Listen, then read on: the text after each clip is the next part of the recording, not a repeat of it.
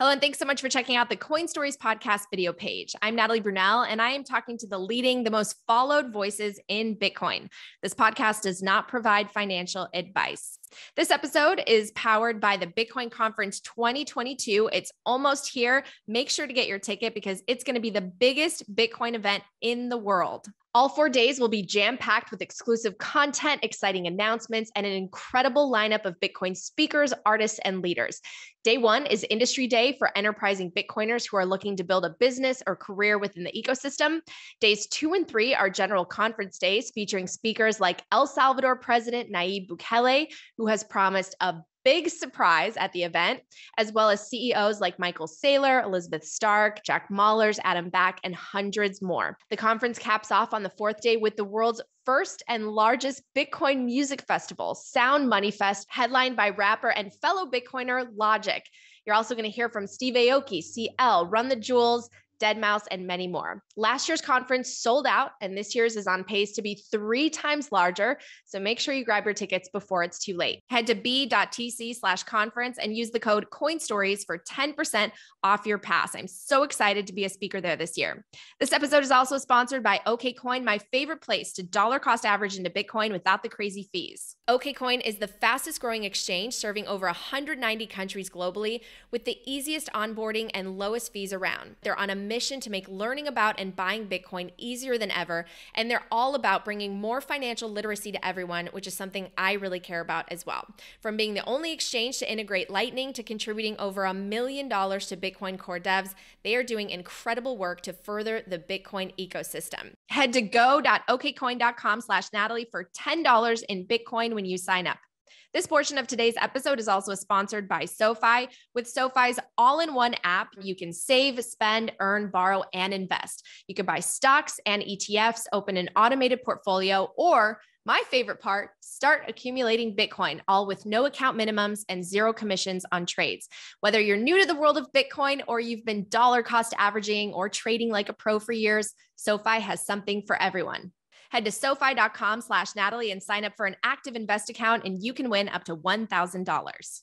I am super excited to share my guest today is Crypto Kaleo. That's the pseudonym he goes by on Twitter, and his following has exploded in the last 2 years. He is a wildly popular trader. He is very bullish on Bitcoin, especially in the long run. And if you're not familiar with his origin story, it is incredibly inspiring and moving. So without further ado, here he is.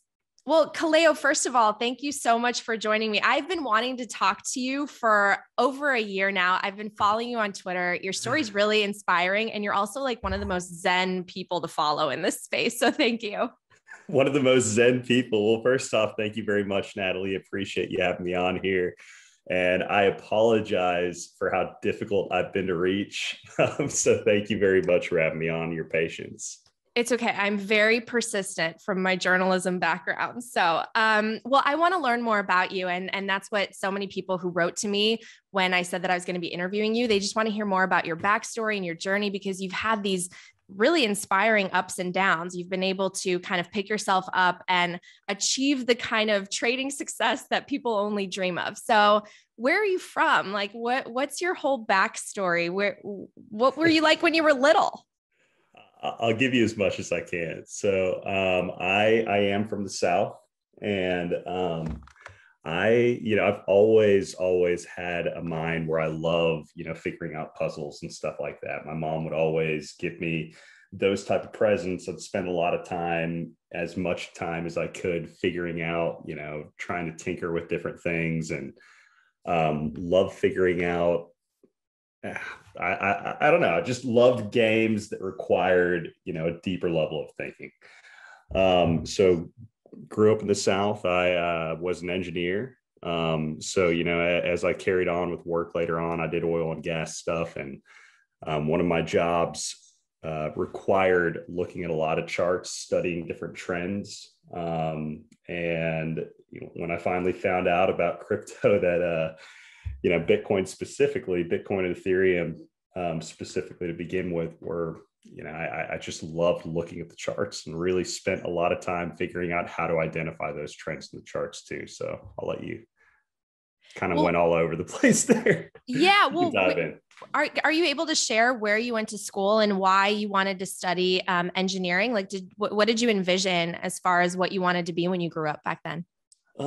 So I'll keep the school thing private for now. Okay.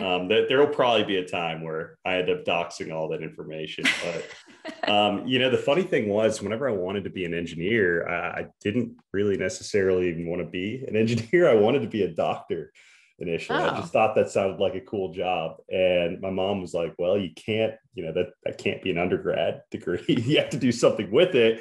And she was like, what do you want to do? And I had zero clue whatsoever. I hadn't really thought about that. And she was like, well, you're good at math, you're good at, science, that type of stuff. Why don't you be an engineer? And I was like, sure.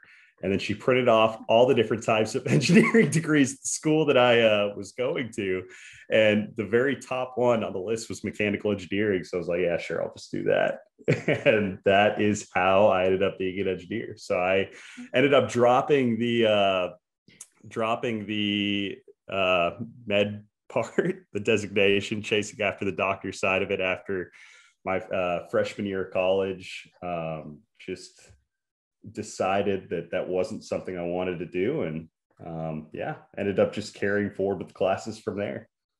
Well, let me ask you, just out of curiosity, when I was young, I thought about money a lot because my family immigrated here and we didn't have a lot. And I was always stressed about money. And there's this feeling of just, I have to make it because otherwise, the sacrifice of my parents is going to be wasted. And that finances have always been a stress for me. And one of the things that I've seen in your posts, and I'll get into it in a little, but you've seen the highs and lows. You've lost a lot and you've made a lot. And I'm just kind of curious, is money something that was always maybe something you thought about? Like when you were young, did you want to be rich, or did you have like a good lifestyle? Were you like middle class, not really thinking about that? I'm just kind of curious, what was your relationship with money growing up? And that's a really good question. So, we were very middle class. Like I shared a bedroom with my brother, like, my little brother, the entire length of my childhood. Right. And, I had 3 siblings. So the 4 of us shared one bathroom, which, that was 2 sisters and my little brother. So it was always hell in the mornings getting ready for school, trying to fight for a spot. There's just one single sink, the shower, whatever else. And, like the girls obviously had to have the most time in the morning and dealing with little things like that. But, that was normal. I love that. And, but there was a big part of me that was, I want to achieve some certain level of success to be able to have a level of independence past that. And, I think that there was a big part of my childhood where, I just wanted to, I think a lot of it came down to pride where, you feel like you're able to achieve a certain level of success and you want to do that and you want to be able to fulfill your full potential. But, I even think in chasing engineering with that, like I never really got that full sense of fulfillment out of that. And it wasn't really until honestly, these past couple of years being able to do this, but I mean, still there's something that is lacking with that. And I think that it's deeper than finances. The finances were, that's one sign of success. Right. But, ultimately I think that the end of the day, you set a number as your goal and the number always grows higher whenever you reach that. But yeah, no, I mean, going back to it, definitely family, growing up very middle class. Like I said, we had everything that we needed, but that definitely played into it some. Wow, that's really interesting. And I can definitely relate to that. So tell me a little bit about your career, I guess, from college to where you eventually learned about crypto. I know you got into it in about 2017 and became a trader, because I'm assuming you didn't have trading classes in your engineering program. I did not at all. I actually, for years before that, I was slightly interested, but, I never really dove too much into any investing or trading outside of, I'd just watch I'd watch whatever. I'd maxed out my 401k every year, watched it slowly grow, kept a pulse on the markets via that. But outside of that, my personal capital, I've rarely invested anything. I think the first thing I invested in was a company called Halcon. And I bought $2,000 worth of it because my buddy told me it was going to be the next big thing. And, there's this kind of like, it was right past the oil and gas crash. If you think about it, think about like crypto, the altcoins you have from each cycle, the really big altcoins that do really well, and then they kind of go flat, and rarely do any of them ever see real life again. And I kind of feel like it was like that with this Alcon, where it was one of those companies that was coming up during the peak of the oil and gas cycle. And whenever the cycle crashed, never really ended up coming back. So that $2,000 after they went bankrupt, when I finally sold it, was worth $13. And that was kind of my introduction into investing into individual names in the market. Hard lessons always learned, but they make you better, right? So how did you discover crypto? I'm assuming maybe Bitcoin first, right? How did you get into this space? So it was actually a lunch and learn at my company. There was a guy that worked at Consensus. So he was Ethereum background, and he gave a lunch and learn, and it was over both Bitcoin and Ethereum at that point in time. And I actually missed the lunch and learn. This is January of 2017. I actually missed the lunch and learn, but all my friends came back and they were on fire. They were like, man, Bitcoin is the future, Ethereum is yeah. And I know this is a Bitcoin podcast, but they came back on fire for both. Mm-hmm. And I kind of I looked at it, and kind of ignored it a little bit at that point. I got a little bit interested, but wasn't really too much into it. And it wasn't until, I think early March that I finally decided to go ahead and invest, because, I looked at it and I was like, man, the Bitcoin price was slowly creeping up. To me, a 10% gain at that point was a lot, and it was over $1,000. And I was like, I want to own at least a Bitcoin. And I went ahead and I bought a Bitcoin, and I bought a little bit of Ethereum, and then the prices just kept going up. And as sad as it is to say, interest follows that type of action. But yeah, I started also really listening to a lot of Andreas Antonopoulos. I bought his book, The Internet of Money, read through that, in a couple of days. Just started buying as many books as I could and reading as many articles as I possibly could, because at that point in time, I was only, interested in stacking. I still didn't have any clue about trading, had zero clue about any other altcoins at that point either. I would just put as much money as I could from paychecks into either Bitcoin or Ethereum, kind of split it down the line at that point, and that was it. So yeah. Well, that's really interesting, because I heard you on another show saying almost if you could go back in time, you wouldn't have become a trader. You're grateful for this whole journey, but you would have just bought and held. Yeah. So how did that transition happen, where I know part of it was probably crypto Twitter, right? You were kind of lurking in the background and then you became more active, but how did you decide to actually trade to get to the point where, you're trading, it's six figures in a day. How do you go from that? And I know there's some ebb and flow in there. I think I just have it a little bit in my nature, where I have a higher level of risk tolerance than a lot of people are, accustomed to. Which the irony of it all is whenever I first started investing in the first place, when I bought, that $1,000 or $2,000 worth of Bitcoin, that felt like a ton. And, seeing multi-$100 swings was a lot for me, because I was very risk averse at that point. But when I look to my childhood, for instance, there was this game that I geeked out on as a little kid called RuneScape. My brother and I, we would secretly play it whenever we got back from school. Too cool to let our friends know about it. But I feel like everyone else at that time was playing and doing the exact same thing anyway. But there was this thing called the dueling arena. And I would go to the dueling arena, and, you would basically just bet on matches, who would win the match. You'd put something up, the other person would, and, worked my way up from a little bit to a lot there. And I think kind of that mentality, the gaming aspect of it carried over a little bit to this. And it almost became gamification of the money itself that, I think led me to be able to deal with those volatile swings. Yeah, well, that's true. I mean, the gamification of money is sort of the first time where something digital, a digital asset or a digital coin actually had value, right? And so I've heard that a lot of people, their entry point was gaming, and then they became interested in things like Bitcoin, right? Mm-hmm. So, Um, quick question. yeah.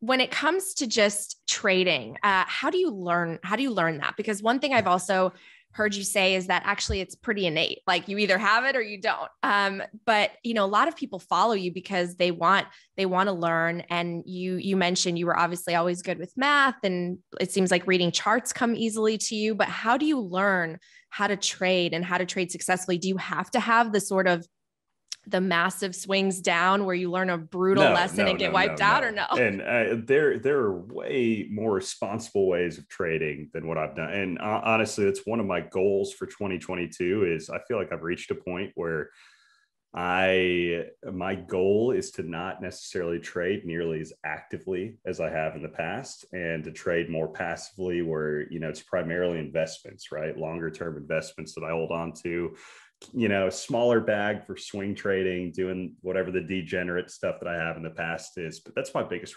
recommendation to the listeners is that over time, you are going to be more successful just buying and holding, especially when it comes to Bitcoin. It is, you find an asset that you believe in, right? You see the long-term potential in it and just accumulate as much as you possibly can.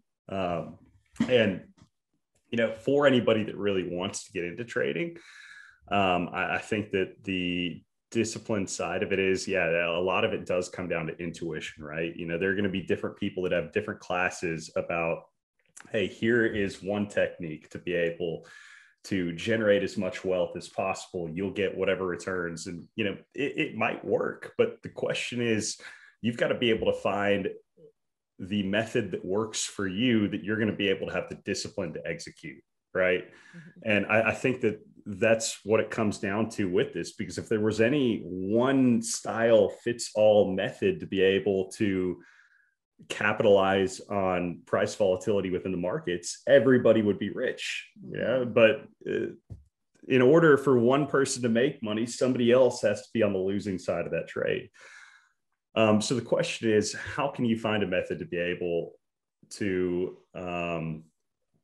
consistently capitalize on that? And a lot of it really does come down to the mental side of being able to control your emotions. And I think that is way more important than any type of course somebody may be able to take, is being able to master your emotions and know whenever you're tilting and be able to stop yourself from going further than you need to go with certain trades. I want to touch on that in a little, because like the word that comes to my mind is greed. Obviously, when you say that, I'm going to pin that and come back to it. But first, one of the things we always say in the Bitcoin space is like, don't use leverage, dollar cost average, like you mentioned, and buy to hold. But obviously you have so much experience using leverage. For people out there, and including myself, that don't really understand how that works, and not encouraging people to do it, but like, how does leverage work, and has it helped you or hurt you more? I'd say at the end of the day, I throw out any gains that I've made, because it took me years and years to finally be profitable trading with leverage. I'd say that even, discounting the profits, when I consider the amount of time and stress that was put into that cycle, like overall leverage is not worth it. Like, if I could go back and take out a lot of that, I would. And I'm grateful for where it's gotten me. I'm grateful for how it's developed me. But, there is just, I think that at the end of the day, a lot of people, especially when they're first starting to trade with it, just don't understand necessarily the dynamics of leverage. And it's really easy to get in this rabbit hole of, okay, you get the first, I think the very first thing that I did with leverage was with BitMEX back in 2018, where, I deposited like 1 or 2 BTC, which at that point in time, was a decent amount, but not like a ton. And I upped the leverage, and within, like 2 days, I had like doubled that or tripled that. And I was like, holy crap, this is insane, because the typical trades that I would make with alts before, I'd look for, okay, when's that next 20%, 30, slowly, still quickly compared to the broader equities market, but slowly accumulate. And with leverage, I mean, you are trading with somebody else's money. And if it's going in the right direction, you're making a lot more. But if it's going the wrong direction, you're losing that much quicker. Mm-hmm. And eventually, like if you don't have the margin there to support it and you don't understand what you're doing with it, like, all of that's going to be gone. You'll have nothing left. And the biggest thing with crypto that I think at the end of the day, the most important thing is always making sure that you don't blow yourself up completely. You always want to have some type of skin in the game. Mm-hmm. So yeah, I'll let you interrupt and ask any questions if you have any. Yeah. Well, I mean, that's one of the interesting things I think about this space is we have on the one side, Bitcoin, which represents almost this new opportunity for creating a new sound economy or financial order that's more inclusive and based on something that can't be debased and can't be manipulated. And then on the other side, it's, people wanting to become rich very quickly because this system has been so screwed and people are so frustrated and there's so much anxiety. People just want that one coin that takes off and has, the 1,000,000% return so that they can, claim victory on Twitter. And I just think it's the dichotomy of that is so interesting. And I was kind of curious if you could tell the story of how you went from 2017 sort of entering this space to, I know, in 2020 or so, you lost like your great paying job. You were $100,000 in debt. And there was probably a moment of, kind of self-reflection of what the next steps would be. And you picked yourself up and you were able to turn around your whole situation. And I just, how did you get there? And then how did, this Crypto Kaleo identity come to be one of the, I think one of the biggest voices in the space?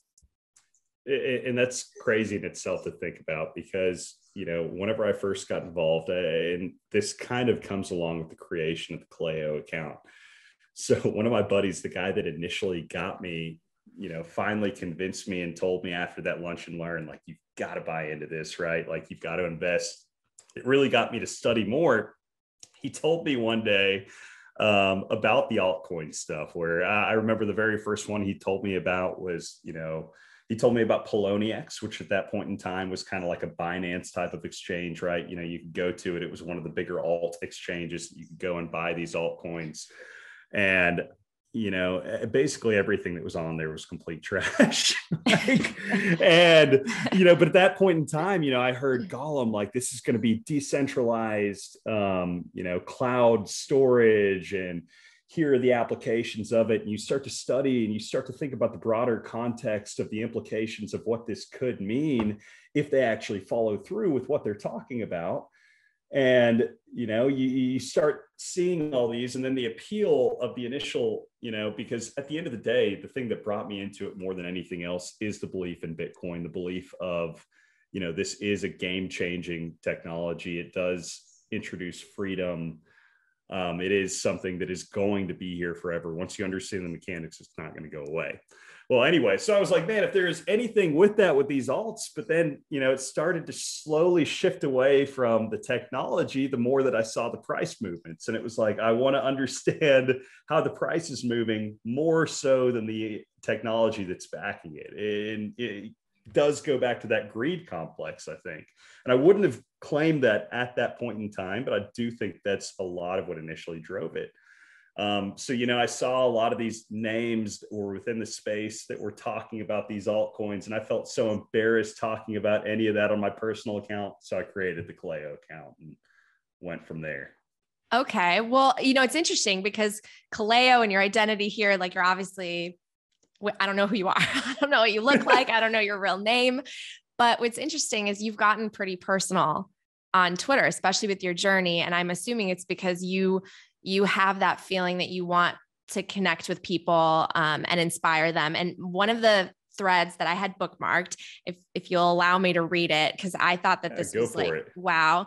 In April of 2021, you said, around 1 year ago today, I sat down with my pastor, who I'm good friends with, and let him know what I was going through, how I had lost everything I found my identity in. I had lost my 6-figure job. I had no money to my name and close to $100,000 in debt. I was recovering from 2 knee surgeries that took away my ability to play sports the way I used to. We were entering a pandemic that took away all social interaction and all hope of a way out. I knew my situation was bigger than myself, so I gave it up to God.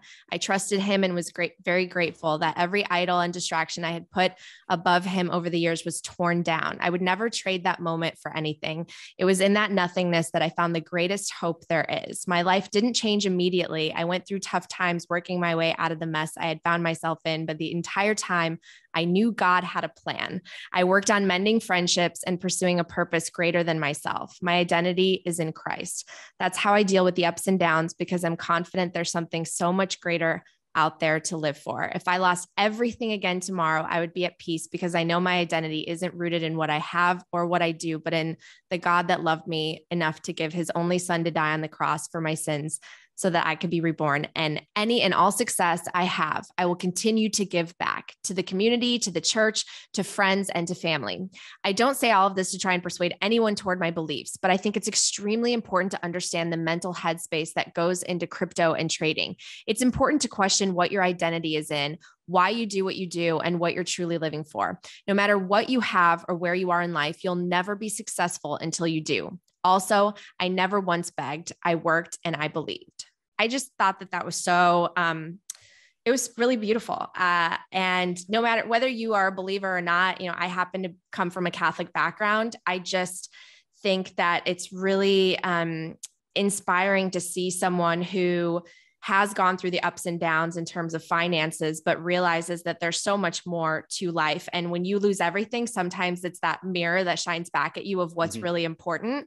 And I just was hoping that you could kind of share why you wrote that and what that moment was where, you ended up speaking to your pastor and then eventually wanted to share this with people. Yeah. So I guess leading into it, I think one thing, going back to the emotional side of trading, is you have to know who you are and what you ultimately believe in to the core. And I feel like I had gotten to a point where I really lost sight of that in my trading journey, where I was just in this cycle where I felt like the only way out of it was, once you lose money, the easiest thing to want to do, especially when you're playing with leverage or something else, is, man, I've got to up that leverage, look for the next riskiest thing to be able to get back where I was.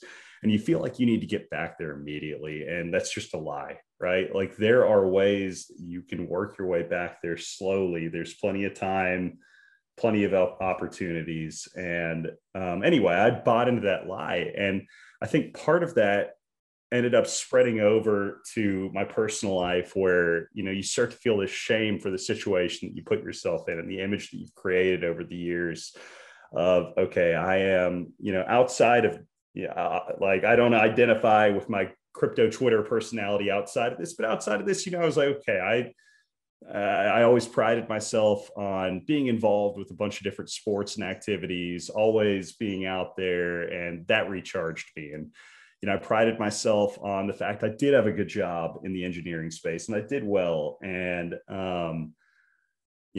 that was taken away from me. And I, at certain points in time had saved, good amount of wealth too, and had that nest egg to sit back on, and that was taken away from me.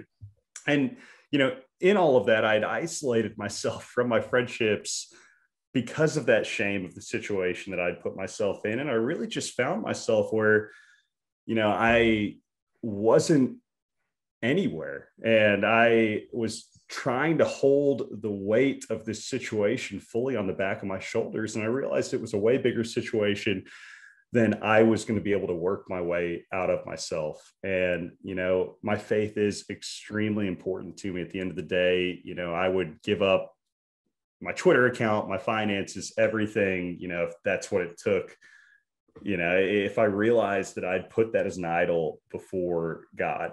And, I think that at that point in time, I just didn't know where I was or what I wanted to do. And I think the first thing you have to do is be able to be content sharing that with somebody else, right? And accountability is key. So I shared that with my pastor because I felt like it was a deeper problem than anything financially, right? There was a deeper rooted problem. That was because I lost sight of like why I was doing what I was doing. So ended up having that conversation with him, slowly having those conversations with friends, and being open and transparent about where I was and how I got there. And I think that self-reflection and really giving it up to God in the process of realizing that, okay, like, Lord, like I've been chasing after this money, and this money has been my idol and my security of like why I am going to be okay in life. And I realized like I am okay without it. So, that's where I humbled myself. And I went to the point where I ended up knocking on doors and selling windows for a buddy. And I was making $600 for a sale and just trying to pay rent, and didn't really have a clue how I was going to get out of that yet. But I was content. I was perfectly content with where I was in the midst of, that nothingness, because like I was confident in my relationship with Christ. And, all of my relationships with everyone else had improved. And, from that, I think that, I found my voice, and that voice of confidence with where I was ended up carrying over into Twitter. And I think that's one thing that like I've been gifted with, is voice that resonates and carries over with people, where I think that I don't know, it was just I still think it's a miracle that I am where I am today, because I still see myself as like a small little account on there. And I don't think of myself as very much, because I have a lot of followers, just a fun way to continue to interact with the community that, I've found a lot of things in common with. And it's been a cool journey just being able to build and grow within that. Yeah, well, I love your story. And I think one of the reasons why people love to follow you is you're really honest and calm. You're like a calming force in this really crazy world. And it's funny because, kind of what you mentioned, I feel like a lot of us, especially in the US, it's like this rat race, and we're chasing these material things. And here we've obviously been encouraged to go into debt for these material things. And at the core of it is just like who we are and what our individual purpose and calling in life is. And when you strip all of that away, you really have to confront that, like who you are, what you stand for, what your relationships are, and how much you've nurtured those. And, that's sort of far beyond the layers that we build up on Bitcoin Twitter and in this space of trying to get rich with this coin or that coin. And so I just find it really, really cool and interesting. Because I was going to ask you where your courage comes from, because you're very courageous. I see you as a very courageous man. And I guess it's from your faith. And I'm just curious, was it always like that? You just always had a strength of faith, or was it ever tested at any point?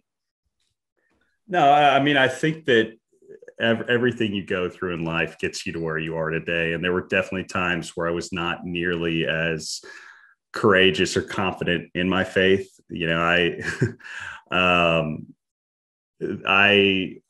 think I believed from the time that I was a really young kid, right? That,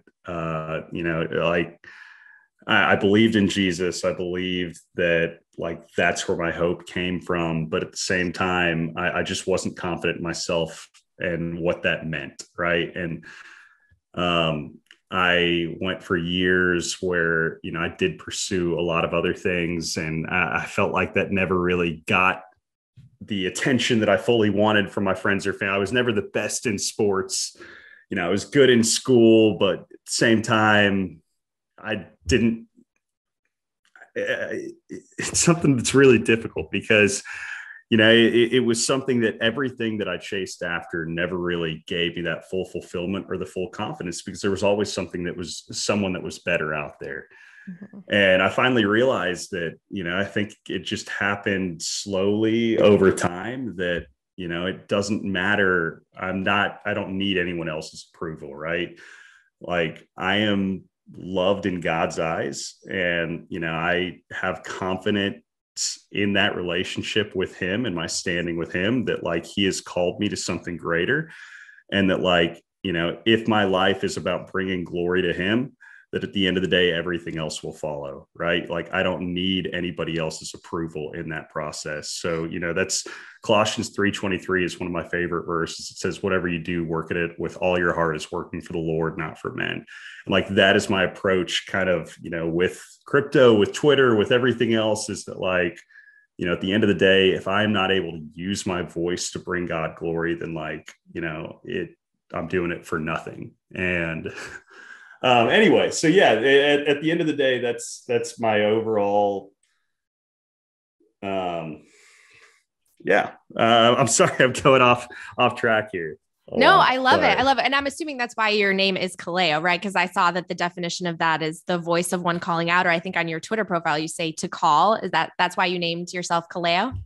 Yeah. So Kaleo means like to call or to bring alongside. And, you know, one of the key principles, like, you know, in Christianity in general, is discipleship. And, you know, it's something that's really preached in my church and, you know, different organizations I've been involved in growing up. And it is something that I strive to do, where, you know, I want to be able to bring alongside people with me in life. And, you know, at the end of the day, I was like, oh, that's kind of a cool thing to carry over to Twitter, is like, you know, at the end of the day, if you're having these followers, you're bringing them alongside you with whatever you're doing. So it's not just like to call as in to call like a certain, oh, this is going to go up or down, but more like to call and bring a group of people alongside you. I love it. Well, I know you mentioned earlier that you're kind of moving into a more passive trading or investing strategy. So I'm assuming that is because you are set for life now. You're pretty much good.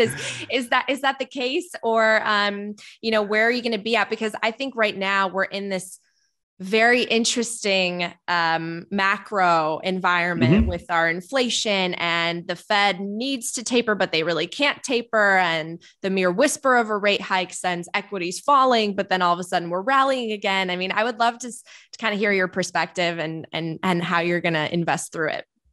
Well, so that's a big part of it, is honestly, as far as the macro direction, my gut tells me right now over the next couple of years, we're going to have a lot of chop. And a lot of that just comes cyclically from where we are within, you know, I'm a big believer in kind of different trends happening throughout different periods of each halving cycle, as far as the price trends go. And, you know, usually right here in the middle of the cycle is where you start to see, you know, a bit more of a downtrend carrying over, that usually lasts. Like right now, I'm expecting chop in this range for really the next like year or two, basically leading up until the next halving. Oh, wow. So there's plenty of opportunity within that volatility to be able to capitalize if you're a trader, and to be able to do well with it. But, you know, yeah, part of it is that I'm at a point where right now I feel like I don't want to be more greedy, and I don't want to chop myself up during, you know, if this is a bear market, during the bear market, I want to have as much capital as I can to deploy whenever we do hit that next phase of the upswing within the market. So I'm just trying to be patient for that. Well, you read a lot of charts, and I feel like one of the things about this is trying to read sentiment, which is so difficult to predict. So just what are you seeing right now? Do you feel like the whole market sort of agrees that no one knows where this is going, whether this is a bear market, what the Fed's going to do? Or, I mean, where do you see sentiment right now? Yeah, I see sentiment as being all over the place. But I mean, the general sentiment for what I've seen is that, hey, the top for this cycle is in. And, you know, we're going to have to be patient for a little bit. And maybe I've found myself in an echo chamber. But I really feel like the noise you see on the timeline isn't necessarily predicting the macro move for the next part of the cycle. But a lot of it's like what's going to happen within the next day, right? And that's what guys are claiming clout over, at least on the trading side of the sphere, because they are all either in a long or short position. And, you know, maybe they are not necessarily into it as much fundamentally as what you see on the niches of Bitcoin Twitter versus like the general crypto Twitter. Well, But when you look at the charts, I feel like in the last year, you must have hit moments where you were like, whoa, this did something I didn't expect. And even, I think even like last year, it was like, we were so bullish on Bitcoin hitting possibly, six figures. And then all of a sudden there was this massive turnaround. All of a sudden everyone turned bearish. Like, do you get surprised a lot? Yeah, all the time.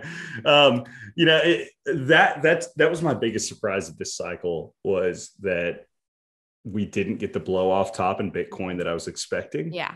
Because a lot of the other cycle tops have been defined by, this exuberant blow off top. And we just really didn't get that. Bitcoin inched barely higher than the previous all-time high set in May this November, peaked out at 69K. And, I really thought there was more to it than that. I thought that we were going to see a surge, but at this point, going back to the whole cyclical argument, I'm just under the opinion that, we might have to deal with another couple of years of chop in this range before seeing a new all-time high. But that doesn't change the opinion that I still think, I firmly believe we'll see $1 million plus BTC one day. And why are you so bullish on Bitcoin? What gave you that conviction? I think at the end of the day, Bitcoin is it is the golden standard. There are a lot of people that are like, oh, it's too old, it's too slow, it's too this, it's too that. I am still one of the old school traders where my philosophy is I want to stack as much BTC as I can. I trade the other alts, stack more Bitcoin. And you don't see that very much these days, but I still believe that. And a lot of it just comes from, once you understand the dynamics of it, with the decentralization, with the continuing, it is the most secure blockchain by far in the world, right? And no nation, state, or government is going to be able to stop it. And there is so much value in that. And a lot of it came back from, initially, whenever I first understood Bitcoin, I didn't know other alts were out there. I was like, oh man, the fact that you can send, $1 billion across the world in a few seconds, that's insane. But there are just a lot of different, there are a lot of different people that can go through the fundamentals of Bitcoin clearer than I can, but the fundamentals at the end of the day are what has driven me to it, where I fully believe that it is here to stay, that it'll continue to grow, that the strength of the network will continue to grow. And, right now you see it across politics, where it's slowly becoming a more trendier and trendier political highlight. And I think it won't be long before we'll be in an election cycle, and it'll be at the forefront of that election cycle. No, I agree. And I know that you've said that with trading, you're agnostic to the fundamentals, and, your name is Crypto Kaleo, not Bitcoin Kaleo. So how do you think the future will look with all these other coins? Do you think that others will also survive and I guess have utility, or they'll serve a purpose more like stocks? Do you think we will have this world where everything suddenly turns into an NFT? What's the future of this? Because obviously, in my opinion, Bitcoin is money. It is money, as opposed to everything else is trying to solve these problems that may or may not exist. Maybe they're creating a problem to solve. I don't know. Or they're making traders a bunch of money. It's a little bit of everything, where I think that there are applications that,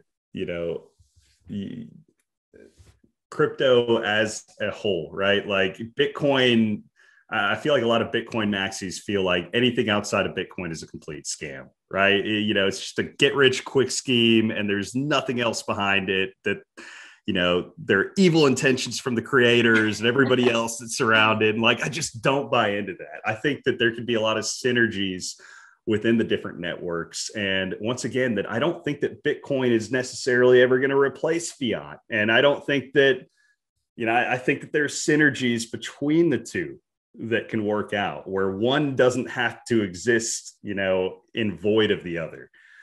So, it's the same thing with a bunch of these different altcoins like Ethereum. I think that there are decentralized applications that can be built on that it's really cool seeing the way that Smart contracts can interact. And right now that's something I know that Bitcoin is trying to get to, but it isn't really there. Right. And I just think that the overall decentralized application nature of Ethereum, of being able to run like the DAO application, for instance, I know right now there are a bunch of different DAOs that have popped up throughout the course of this last cycle. And the fact that a bunch of people can raise funds decentralized like that and be able to invest in certain things and have that autonomous decentralized voting structure, I think that's really cool. And I think there are a lot of different applications that can be used with those type of structures going forward. So why do you think Bitcoin can't ever take over fiat? I mean, we're doing a pretty good job collapsing the US dollar. No, we definitely are. And again, it's not that I don't think that it can. I mean, could it be the world reserve currency? Yeah, sure, possibly. Like, I'm not knocking that, but at the end of the day, fiat, I think, does have its place. Centralized organizations have their place. There are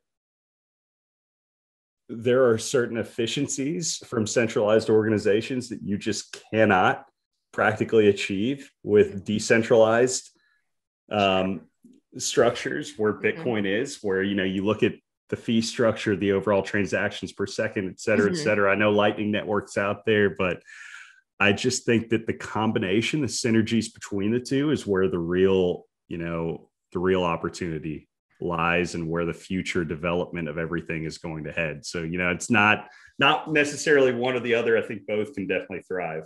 Got it. It's not a zero-sum game. Okay. Well, to start to wrap up, what's your advice for the folks out there who are following you, and we're in these choppy waters, but people want to make those kinds of returns that we've seen you make, and maybe for good reason, right? We're all just trying to, I think at our core, we're just trying to take care of our futures, our families, have the experiences we want to experience, and some of us have more tolerance for the rush of adrenaline that comes with risk in this world. So what's your advice? My advice is just be patient. If you are going to, if you really want to get there, the biggest way to make it in crypto in general is just continuing to show up every single day. The right opportunity will present itself.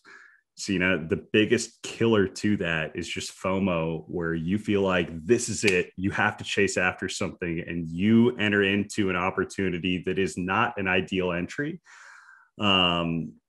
because you feel like this is the last one that you're ever going to get. That's just not true. Like, this industry is here to stay. Bitcoin is here to stay. I feel like there are a lot of other alts that are here to stay as well, that there is a lot of potential with. And if you just continue to show up every single day and have that patience, the right opportunity will present itself. And, it'll happen slowly, more consistently, and predictably than it'll happen quickly. So, slow opportunities, just being here every day is the way to do it. What is the biggest lesson you've learned in the last, let's say, 3 to 6 months, and the biggest lesson you've learned in the last 2 years since the start of the pandemic? And the last 3 to 6 months versus the start of the pandemic. Oh, man. Okay. So since the start of the pandemic is, a lot of it really just reemphasizes that previous point where this cycle really, really, showed that there was, at the beginning of the cycle as a trader, you saw DeFi summer, where a bunch of the DeFi coins, that was the hot ticket, right? And if you missed DeFi summer, then a lot of people were like, man, that's it. Like, that is our alt run for this. Well, then you look at it where like an entire new asset class was basically born this cycle with NFTs. And NFTs have had how many surges up throughout the cycle of this market. And it's just, it all goes back to, again and again, you just have to have patience for that right opportunity where, if you can wait it out in the midst of being down however much, just make sure that you have some capital to deploy at every phase of the market. Never invest yourself 100%. Never overextend yourself. Be patient, and the right opportunity will present itself. Okay. What about for the last 3 to 6 months? So for the last 3 to 6 months let's see. Because I don't think a lot of people expected the year to start the way that it did. I mean, it was just like, okay, here's my lesson for the last 3 to 6 months. And I think that it's a little bit outside of the trading side of it, but it goes back to it.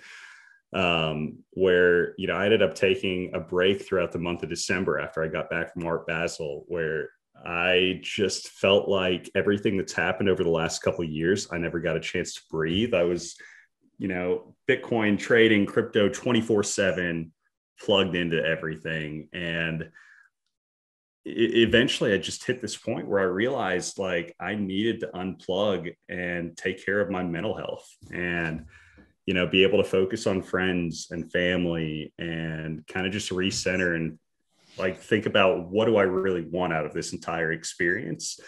And I think that was really difficult for me to do previously because of the FOMO aspect of you have to be here every single second of every single day. But like at the end of the day, if your mental health is not on point, you're not going to be able to operate at peak efficiency in your decision making, either for trading, investing, anything else that you're going to do with the market. So take care of yourself. I love that advice. It's so important. I'm curious for your answer to this question, because I think a lot of people on Bitcoin Twitter, they see us and you can have a lot of followers and they're like, that person's a millionaire, whatever.